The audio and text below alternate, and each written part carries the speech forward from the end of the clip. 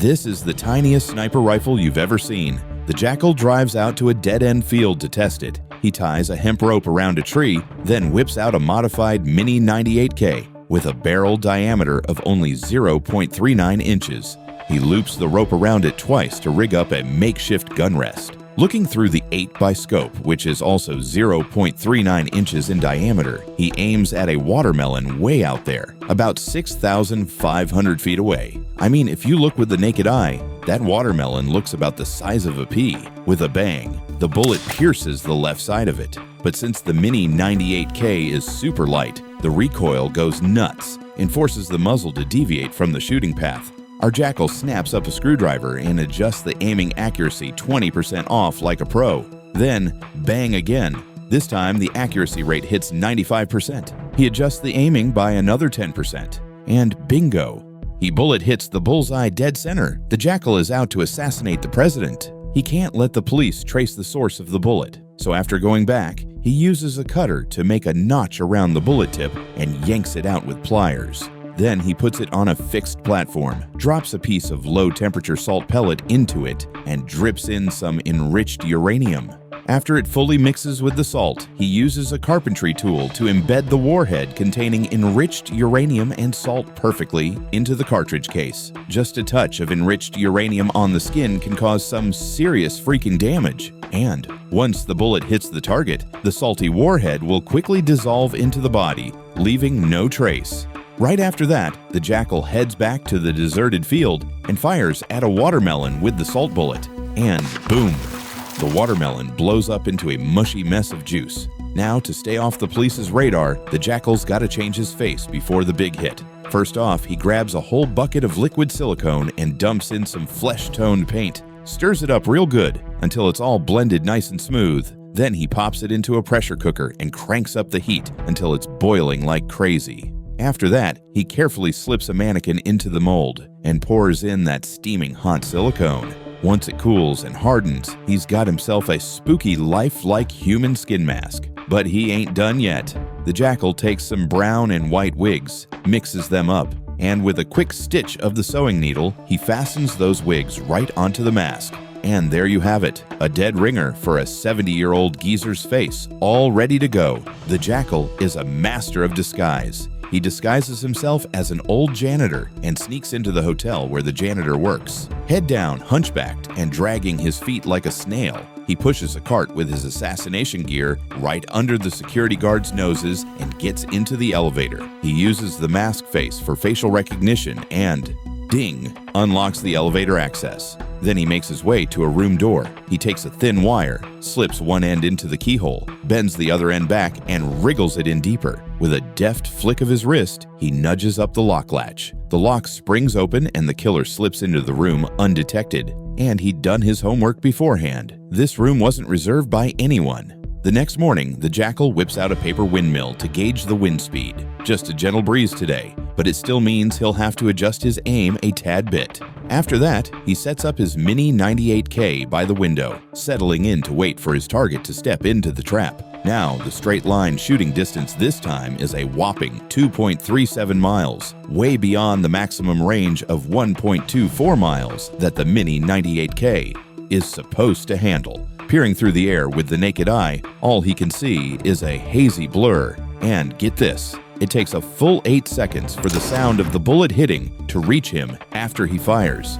That means the target could easily waltz right out of the shooting range within those few short seconds. The sniping difficulty is totally through the roof.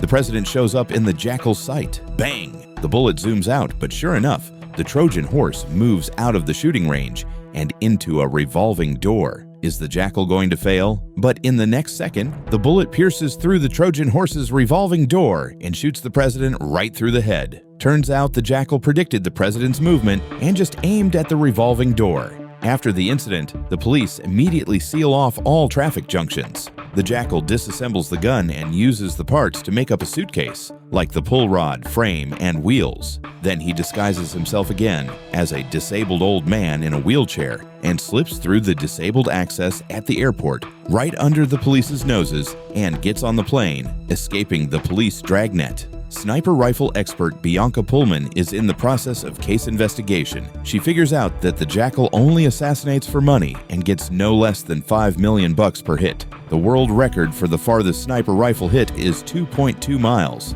and there's no way the Jackal could outdo that. But he did. The Jackal nailed the target from about 2.37 miles away. Bianca reckons the Jackal must be using a modified gun. The only one with the skills to modify like that is an arms dealer who's been doing business with killers for years. But this arms dealer is super elusive. Nobody knows where he hides. Coincidentally, Bianca has a female informant. Her husband's older brother is that very arms dealer. The woman was in the process of being in jail once, and Bianca bailed her out to be an informant. Now it's payback time. When the informant is out having dinner with her husband, she sneaks a peek at his phone while he's ordering at the front desk.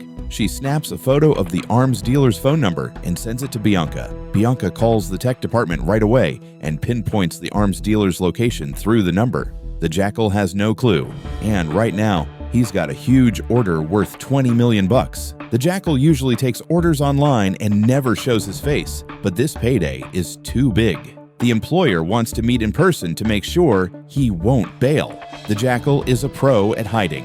When he arrives at the meeting spot, he tells the employer to look straight ahead and not turn around, or he won't mind taking him out right there. This time, the target, Oola Dog Charles, is a big shot in the finance world. He developed a financial system called River. Once it hits the market, it'll make all the rich guys' assets transparent worldwide, preventing them from embezzling and taking bribes. So all the wealthy are against it, and one of them hired the Jackal to take out Oola. But the Jackal only gets $10 million as a down payment before the job. He'll get the other $10 million after it's done.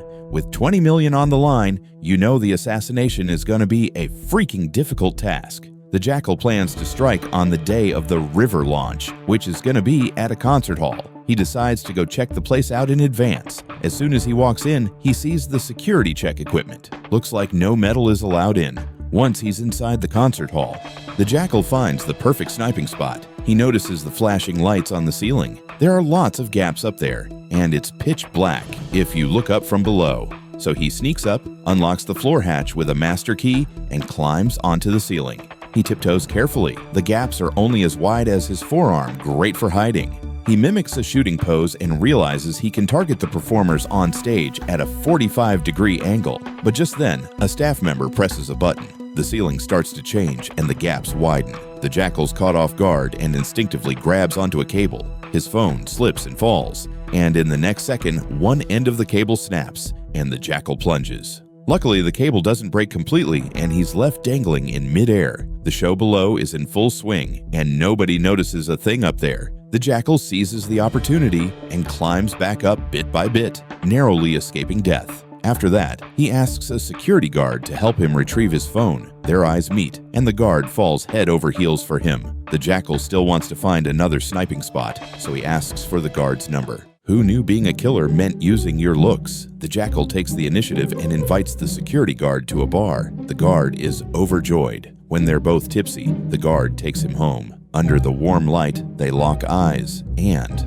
well, one thing leads to another. The next morning, the Jackal says he's an architect and wants to check out the concert hall's backstage to study the architecture. The guard, still on cloud 9 from the new romance, hands over the backstage key without a second thought. Then the Jackal opens the floor hatch again, and this time gets into the ventilation ducts inside the ceiling. It's perfect for hiding and sniping. Then he makes an excuse about going on a safari and leaves the guard. He turns around and heads to the arms dealer. He needs to buy a set of stealth weaponry, and it has to be metal-free. So Bianca was right on the money. The Jackal and the arms dealer are definitely in cahoots. This arms dealer, Norman, is a genius. He uses a 3D printer to make a mini 98K and hides it in a fracture boot for the Jackal.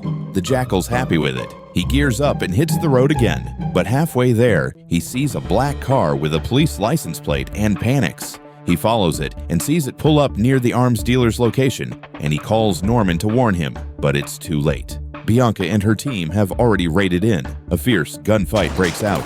The police blow up the gate with a coordinated attack. Norman jumps in fright and is immediately tackled by Bianca and tied to a chair. Bianca demands to know who the killer is. Norman clams up because he knows if he speaks up, the Jackal will come after him. But in the next second, Norman goes to meet his maker. The Jackal fires from about 1,600 feet away. Only a dead man can keep its identity safe. The police spot him right away.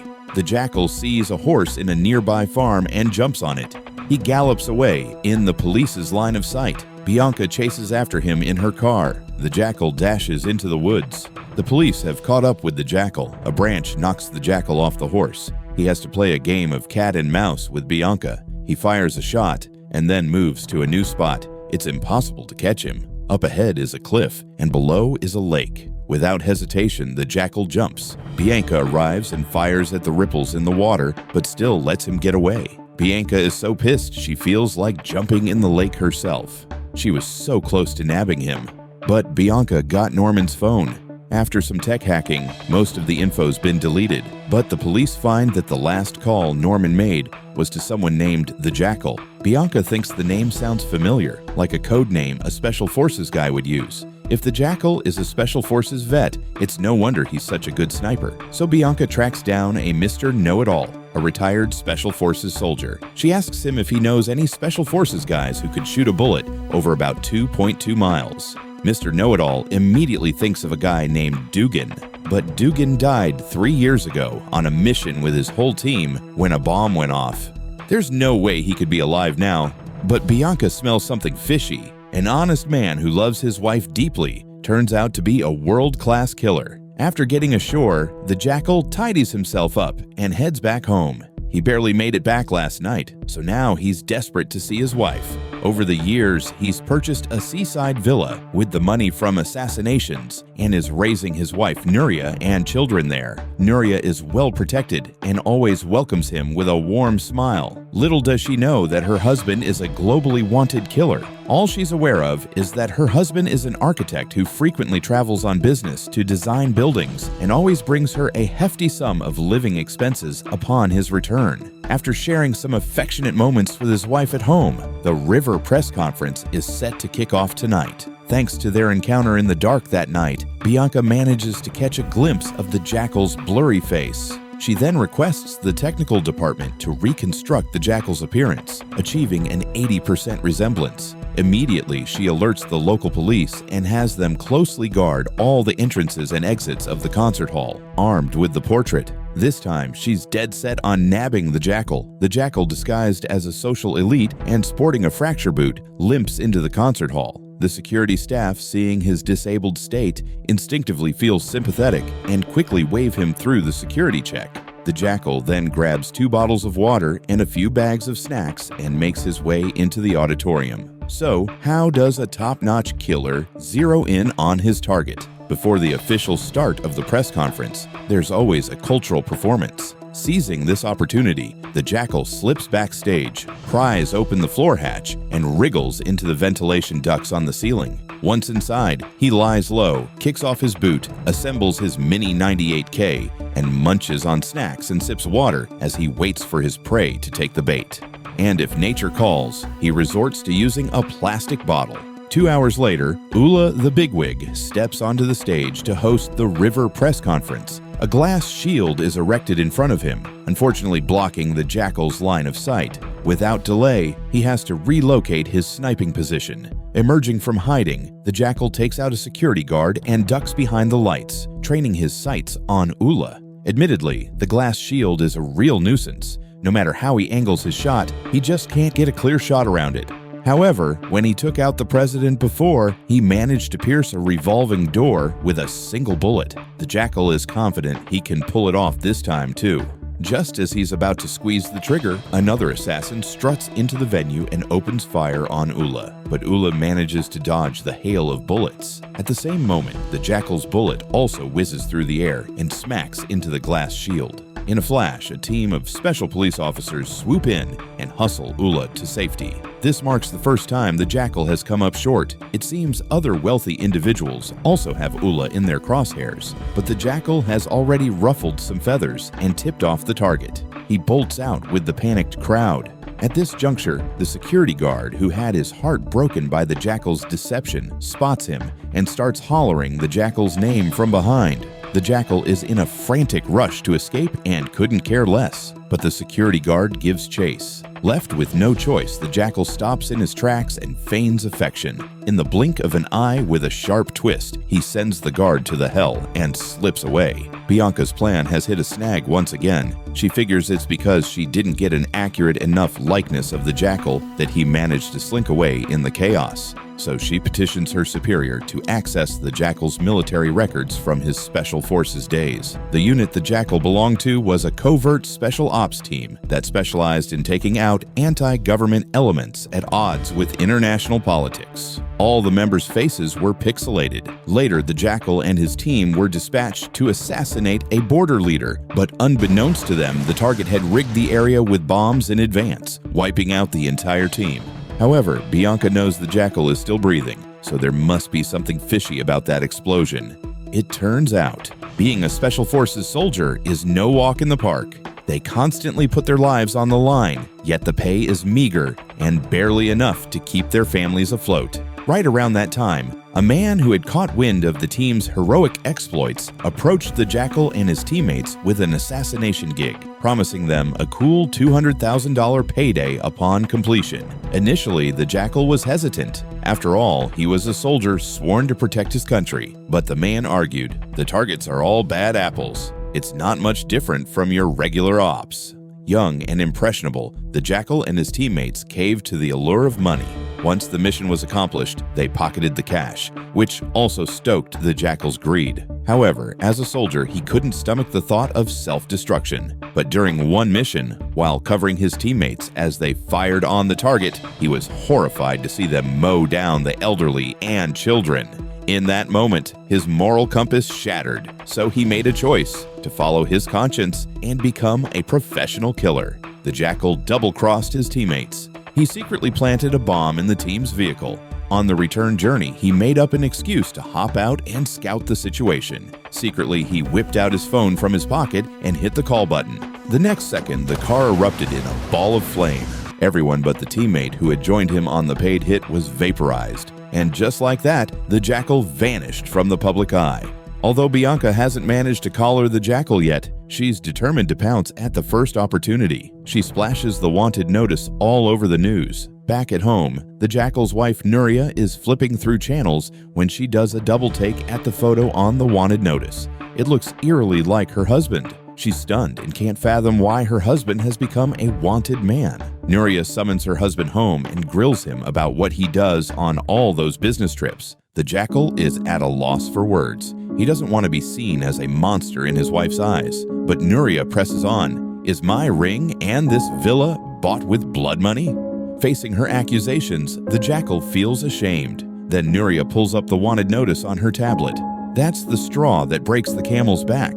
The Jackal explodes. I kill people for money! Is that what you want to hear? The wife Nuria is heartbroken when she discovers her husband is a killer. She loathes that he's a killer, but what she hates even more is that she still loves him. So the next morning, Nuria lays it on the line for the Jackal. If you don't want to lose me, stop this madness immediately. Otherwise, we're through. The Jackal nods in agreement. He doesn't want his wife living in fear either, but he still has unfinished business with Oola. He needs to complete the assassination to collect the final $10 million. Truth be told, Oola has become a blemish on his track record, and he's hell-bent on wiping it clean. Now that the River press conference is in the books, Oola is set to fully launch the River system within 48 hours. The Jackal has been spying on Oola's daily routine and noticed he takes a dip in the sea every day. This is his golden opportunity. And just as things are heating up, Nuria's younger brother Alvaro is ready to launch his business and has already lined up partners. All he needs is the startup capital. He turns to his sister and says her husband is loaded and should invest. But Nuria doesn't want her husband's blood money tainting the business. However, Alvaro plays hardball. If the Jackal doesn't invest, I'll tip off the police about his whereabouts. Cornered, the Jackal has no choice but to agree. And on the day of the investment, the Jackal drops the partner with a single bullet. After that one shot, the Jackal's killer identity is now out in the open. Bianca zeroes in on the crime scene, tracks down the Jackal's wife Nuria, and rallies her team to arrest the Jackal. Early in the morning, before the sun even peeks over the horizon, the Jackal boards a motorboat, silently dispatches the owner, and then, on the rocking vessel, sets up a Barrett sniper rifle, stabilized by a Steadicam camera mount. All top-of-the-line gear. This time, he's not leaving without Oola's head. Not long after, the Jackal arrives at the sea area where Oola likes to swim. He pretends to be fishing and keeps a sharp eye on his surroundings. After a while, Oola finally emerges and dives in, and he's flanked by bodyguards. What's more, being in the water amps up the shooting difficulty. Without a second thought, the Jackal aims at his target, but just as he's about to fire, Oola's guards spot him. They rev up their jet skis and race over to intercept. The Jackal has no option but to swing his gun around and neutralize the threat. Just as he's about to resume his mission, a drone buzzes into view.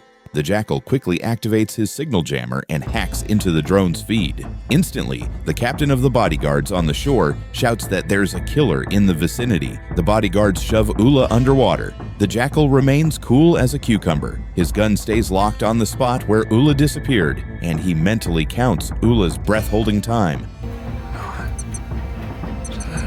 In the next heartbeat, Oola and his bodyguard burst through the surface. With a deafening bang, the bodyguard takes a bullet for Oola and crumples. Immediately, the Jackal reloads. Oola is petrified and dives again, trying to swim back to shore while holding his breath. But it's at least a minute-and-a-half swim. Oola tries his damnedest to hold his breath for a minute, but he can't resist surfacing.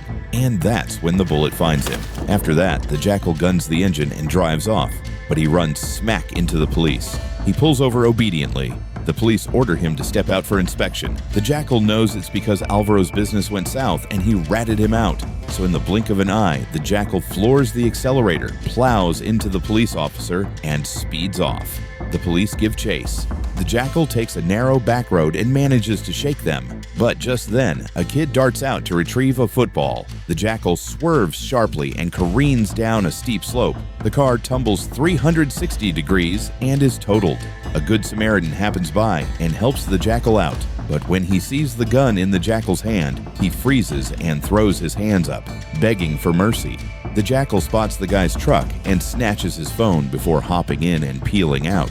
The killer Jackal is now on the run from the police. Midway, he torches the truck and sends it over the cliff. Then he stumbles upon an old couple out camping. They have a camper van, which could be his ticket out. So the Jackal feigns illness and asks them to take him to the hospital. The old folks see he's really weak and agree. But once inside the car, the Jackal pulls a pistol and demands they take him home so he can grab his wife Nuria and flee.